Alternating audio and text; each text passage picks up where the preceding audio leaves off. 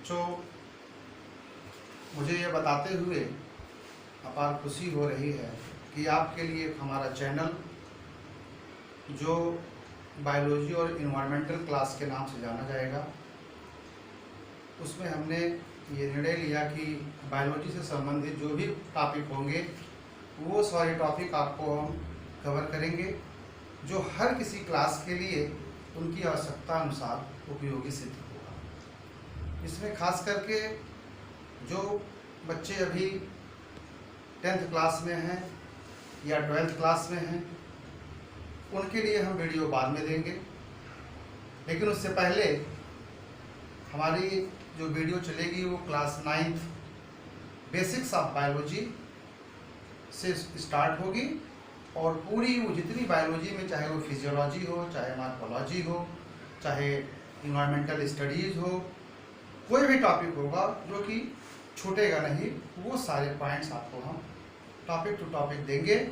और यदि आपको आवश्यकता होती है तो आप चैनल को सब्सक्राइब और लाइक करके तो ज़रूर बता दीजिएगा कि आपको नोट्स भी चाहिए, तो वो नोट्स भी आपको हम अपने वीडियो के माध्यम से, लेक्चर के मेथड से आपको हम नोट करा देंगे यदि आपको आवश्यकता होती है तो।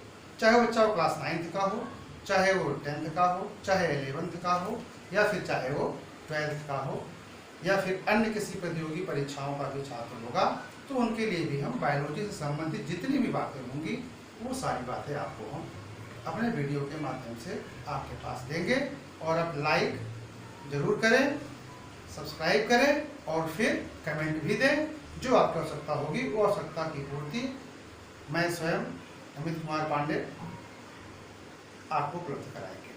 तो बेटा, जैसा कि देखा गया है कि अब परीक्षाओं, तो हमें लगता है कि परीक्षा आपकी क्या कैसे होगा वो तो बात की बात है, लेकिन आप पढ़ाई अपनी स्टार्ट रखें। और पढ़ाई स्टार्ट रखने के लिए जो हमारे बच्चे क्लास 8 से पास होकर के 9th में आए हैं, वो इस बात का ज़रूर ध्यान दें कि वो चाहे वो NCERT या CBSE बोर्ड के हों, या वो ICSE बोर्ड के हों, या UP बोर्ड के हों, सबके लिए जो मेन टॉपिक होता है साइंस में, जो बायोलॉजी की स्टार्टिंग होती है, वो स्टार्टिंग आपकी पहली टॉपिक होती है। वो पहले जानना जरूरी है कि साइंस क्या है, साइंस में जूलॉजी क्या है, बॉटनी क्या है, फिजिक्स क्या है, केमिस्ट्री क्या है, फिर बायोलॉजी क्या है। तो ये देखा जाता है कि बायोलॉजी में क्या क्या चीज़ें आती हैं और बायोलॉजी कैसे कैसे मिल करके बना है, किन किन चीज़ों से मिल के बना है, और हमारे लिए बायोलॉजी का क्या उपयोग है आगे चल के। जब हमें उपयोग के बारे में पता लगेगा तो हम बायोलॉजी में अपना इंटरेस्ट जाहिर करेंगे। आप देख रहे हैं कि बायोलॉजी को लेकर के काफ़ी बातें आ रही हैं, और उन सब बातों को आप नज़रअंदाज करते हुए बायोलॉजी को फोकस करिए। और बायोलॉजी पढ़ने से ही आप डॉक्टर्स बन सकते हैं और समाज की सेवा भी कर सकते हैं। और हमें लगता है कि कोरोना काल में जितने भी बायोलॉजी के हैं स्टूडेंट, वही सारे डॉक्टर हैं, वही सारे पूरे समाज की सेवा कर रहे हैं। और हमें लगता है कि आप भी यदि बायोलॉजी में अपना इंटरेस्ट जाहिर करेंगे या जागृत करेंगे तो आपको बायोलॉजी से काफ़ी महत्वपूर्ण चीज़ें मिल सकती हैं। तो स्टूडेंट्स, ये बात है आपके भविष्य की। और फिर हम शुरू करेंगे जो आपके बेसिक पॉइंट्स होते हैं, इसको हम लोग साइंस के नाम से ही जानते हैं। और साइंस में जो मेन टॉपिक होगा, क्योंकि हम फिजिक्स केमिस्ट्री को पढ़ाएंगे नहीं, हमारा पूरा बायोलॉजी क्लासेस के नाम से है, तो हम केवल बायोलॉजी ही देंगे। बायोलॉजी में चाहे वो लोअर हो चाहे वो हायर हो, तो अपने आवश्यकता अनुसार आप वीडियो को हमारे लाइक सब्सक्राइब करते भी रहें, जो आपको उचित रहे वो लिखते रहें। अब टॉपिक शुरू करेंगे हम कि बायोलॉजी की स्टार्टिंग कहाँ से हुई, बायोलॉजी की हिस्ट्री क्या है, बायोलॉजी की बेसिक्स क्या है। ये चीज़ें हम मानते हैं कि आपको जानकारी होगी। यदि नहीं है, यदि आपको आवश्यकता है, तो हमारी आपको अगले वीडियो में आपको हम इसकी हिस्टोरिकल बैकग्राउंड जितनी भी बायोलॉजी की होगी वो सारी वीडियो में आपको हम दे देंगे। लेकिन जो भी टॉपिक होगा वो बहुत ही क्लियर होगा, लेक्चर मेथड से होगा, वो जो आपके समझ में आएगा। अब हम टॉपिक शुरू कर रहे हैं कि साइंस में,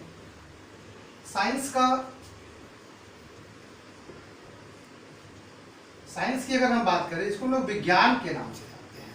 क्योंकि बड़ा लेक्चर तो हमारा हिंदी और इंग्लिश दोनों में मिक्स रहेगा, जो जिससे किसी भी छात्र को समझने में किसी प्रकार की कोई समस्या न आए, उसको देखते हुए हमने सोचा है कि हिंदी और इंग्लिश दोनों मिक्स चलेगा। और साइंस में भी ध्यान देना जाता है कि बातें तो होती हैं, लेकिन मोस्टली जो शब्द होते हैं वो इंग्लिश में ही यूज़ किए जाते हैं। तो अपने हिसाब से आप मैटर को देखें तो साइंस का मतलब है कि विज्ञान, इसमें आप कोई विशेष ज्ञान प्राप्त करते हैं, और जो ज्ञान प्राप्त करेंगे वो ज्ञान आपका होगा एक्सपेरिमेंटली।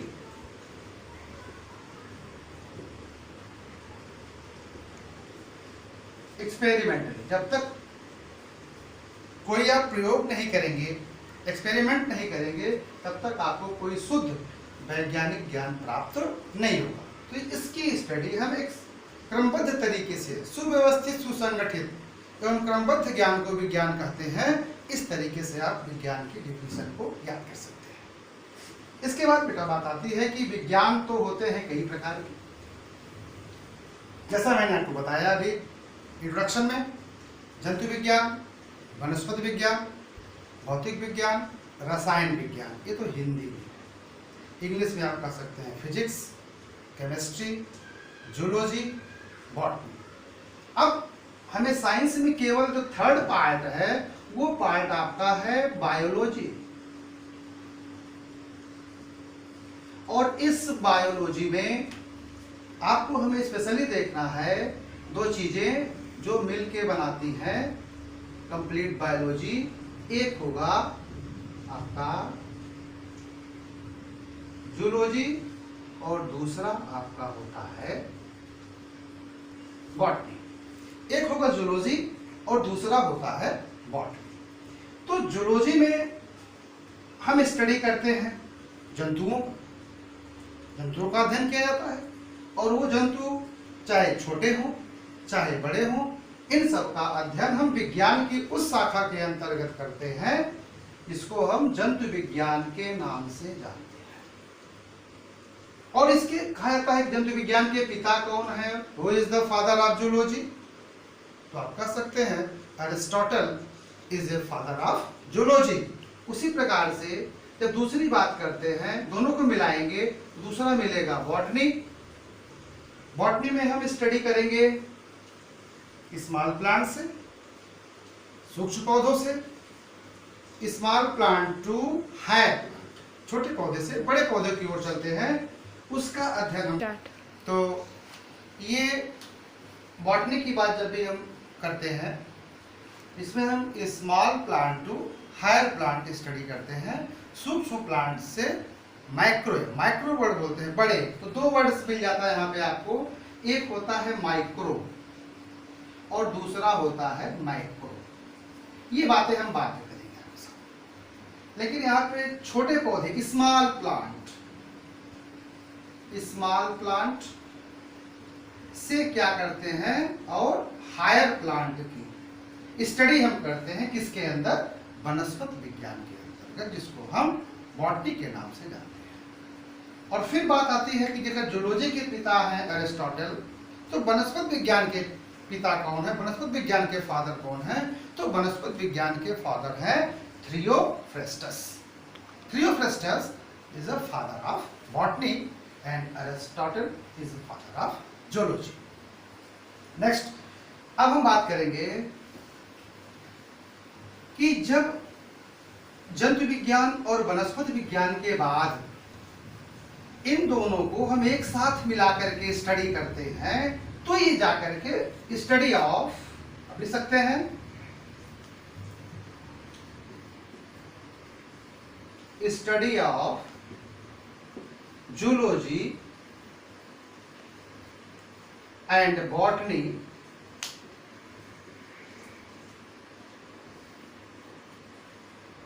Is called biology.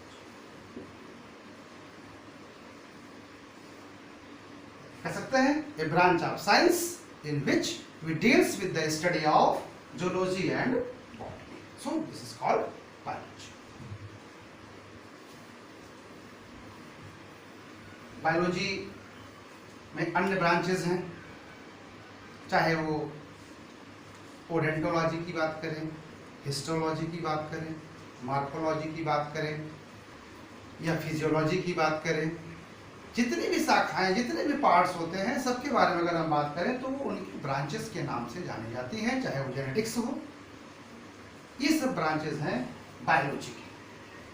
अब हम बात करते हैं, सीधे चलते हैं आपको लेकर के बॉटनी पे, जो कि एक अलग ही अपने में पार्ट है, उसको हम लोग बोलते हैं बॉटनी। बॉटनी का मतलब होता है वनस्पति विज्ञान।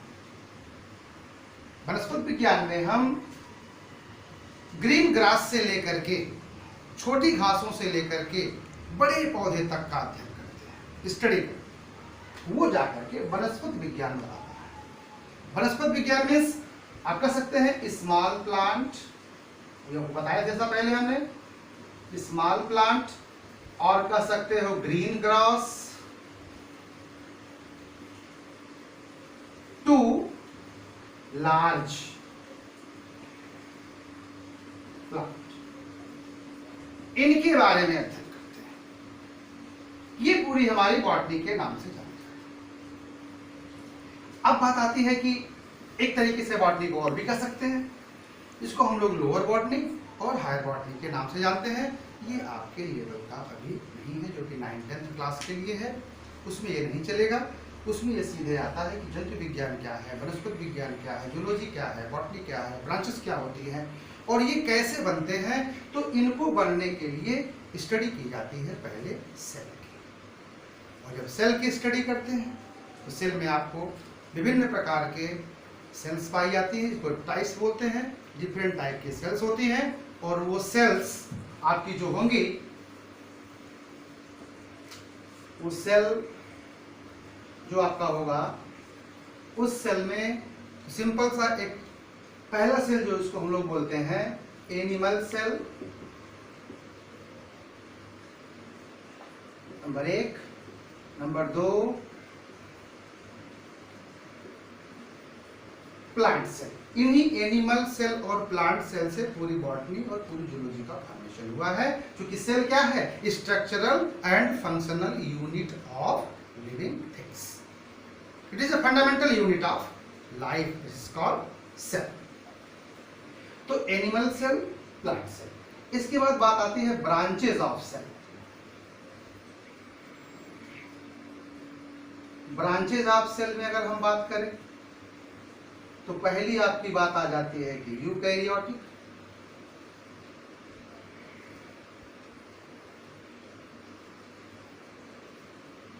और उसके बाद बात आता है प्रोकैरियोटिक,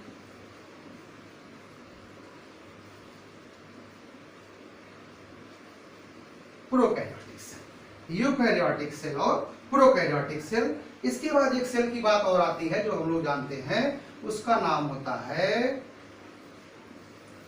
यूनिसेलुलर, और दूसरा नाम होता है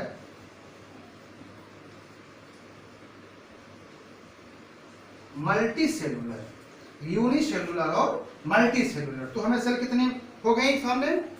एक हो गया animal cell, plant cell main हो गई, दूसरे में ब्रांचेज ऑफ सेल में आप चले आए, यूकैरियोटिक, प्रोकैरियोटिक। फिर इसके बाद on the basis of their shape and size या मॉर्फोलॉजी के बेस पर आप कह सकते हैं कि ये यूनिसेलुलर और मल्टीसेलुलर के नाम से जानी जाती है ये टाइप ऑफ सेल्स।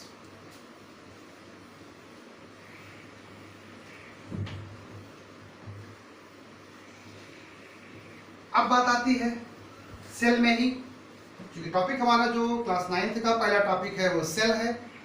जैसा कि आप जान रहे हैं कि cell structural and functional unit of life है या फंडामेंटल यूनिट ऑफ लाइफ। तो सेल में सबसे पहले दो सेल आपकी, चाहे आप एनिमल सेल पढ़ें चाहे प्लांट सेल पढ़ें, क्योंकि सेल दोनों पढ़ने हैं, एनिमल सेल पढ़ना है और प्लांट सेल पढ़ना है। और इन दोनों में डिफरेंसेस, जो बेसिक क्वेश्चन बनता है कि डिफरेंस क्या है, एनिमल सेल और प्लांट सेल में क्या डिफरेंस है। तो इसे आपके क्वेश्चन एनसीईआरटी में या अन्य बुकों में दिया गया होगा कि कौन से कैसे क्वेश्चन बनते हैं कि एनिमल सेल और प्लांट सेल में क्या डिफरेंस है, यूकैरियोटिक और प्रोकैरियोटिक में क्या डिफरेंस है, यूनिसेलुलर और मल्टीसेलुलर में क्या डिफरेंस है। तो ये डिफरेंसेस बन जाते हैं, इन डिफरेंस को भी हम डिस्कस करेंगे अभी अगले वीडियो में। लेकिन सेल की जब बात होती है तो सेल एंड इट्स ऑर्गेनेल्स होता है, सेल का स्ट्रक्चर होगा। तो ऐसे टॉपिक बन जाता है structure of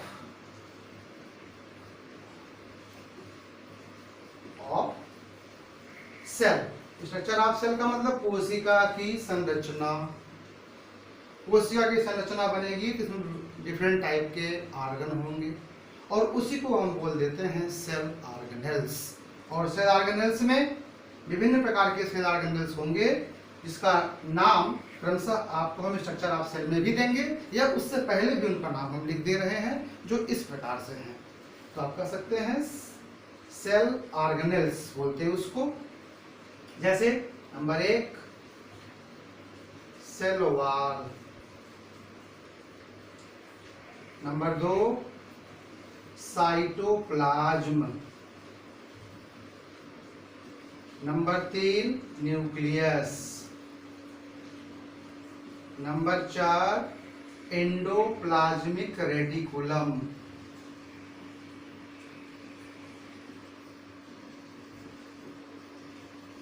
endoplasmic reticulum, number 5 Golgi body, number 6 mitochondria, number 7 plastid, number 8 ribosome,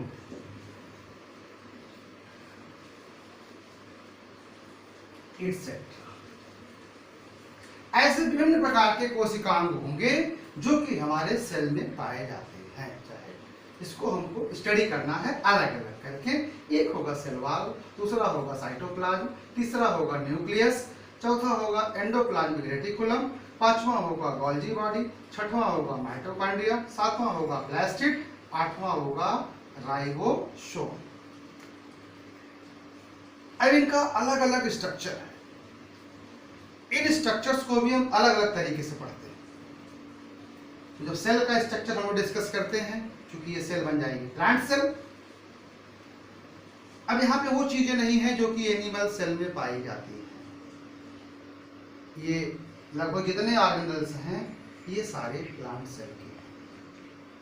अब अगर हम सेल स्ट्रक्चर की बात करें तो हम एक प्लांट सेल बना रहे हैं जिसमें ये सारे ऑर्गेनेल्स दिखाई पड़ेंगे। इसमें गोल्जी बॉडी होगा, माइटोकॉन्ड्रिया होगा, प्लास्टिड होगा, राइबोसोम होगा, एंडोप्लाज्मिक रेटिकुलम होगा, न्यूक्लियस होगा, साइटोप्लाज्म होगा और सेल वॉल होगा। एक जनरल स्ट्रक्चर है सामान्य रूप से जो कि कोशिका के स्ट्रक्चर में दिखाई देता है और साथ साथ हम अलग अलग स्ट्रक्चर भी आपको हम बनाएंगे। एक एक वीडियो में एक एक ऑर्गन के बारे में आपके हम उनके स्ट्रक्चर और फंक्शन के बारे में आपको हम डे बाय डे बताते रहेंगे। लेकिन पहला स्ट्रक्चर जो हमारा होगा वो सिंपल स्ट्रक्चर हम बनाते हैं। ये अगर हम देखें तो नॉर्मल स्ट्रक्चर है। सबसे पहले हमारा हो गया ये बीच में आप कह सकते हैं इट इज ए न्यूक्लियस। इसको हम न्यूक्लियस के नाम से दे देते हैं। और आप जानते हैं कि nucleus is surrounded by cytoplasm. ये सराउंड होता है साइटोप्लाज्म से। अब दोनों nucleus and cytoplasm both are surrounded by a wall that is called cell wall. ये सेल वॉल से क्या होती है, पैकअप होती है। सेल वॉल से क्या हो गई, ये पैकअप। तो ये हम लोग जनरल कह सकते हैं कि जनरल स्ट्रक्चर ऑफ सेल। लेकिन इसमें जो ऑर्गेनल्स होते हैं अगर उनकी बात करें तो न्यूक्लियस से जस्ट लगा हुआ आपका इस तरीके से स्ट्रक्चर बनता है, इसको हम लोग एंडोप्लाज्मिक रेटिकुलम के नाम से जानते हैं, या उसका शॉर्ट फॉर्म होता है ER। इसको हम लोग क्या बोलते हैं, एंडोप्लाज्मिक रेटिकुलम। और इस एंडोप्लाज्मिक रेटिकुलम में दो प्रकार के एंडोप्लाज्मिक रेटिकुलम होते हैं, जिसको हम लोग किस नाम से जानते हैं, SER, और दूसरा नाम होता है RER। SER क्या होता है, इसको हम लोग स्मूथ एंडोप्लाज्मिक रेटिकुलम कहते हैं, और दूसरे को क्या बोलते हैं, रफ एंडोप्लाज्मिक रेटिकुलम, जिसके ऊपर जब रफ होगा, रफ का मतलब होता है खुरदुरा, खुरदुरा जब होगा तो इसके आउटर सेल्स पर राइबोसोम ऐसे लगे होते हैं, जो कि रफ एंडोप्लाज्मिक का निर्माण करते हैं। फिर इसके बाद में आप देखते हैं बगल में इसी जस्ट नीचे लगा होता है आपका गोल्जी बॉडी, इस तरीके से चित्र बना होता है, इसको हम लोग क्या बोलते हैं, गोल्जी बॉडी। इसको हम लोग डिक्टियोसोम भी कहते हैं, गोल्जी बॉडी के नाम से जाना जाएगा। इसी के बगल में आप देख रहे हैं प्लास्टिड्स भी लगा होगा, प्लास्टिड्स लगा होता है, साथ में वैक्यूल्स भी लगे होते हैं।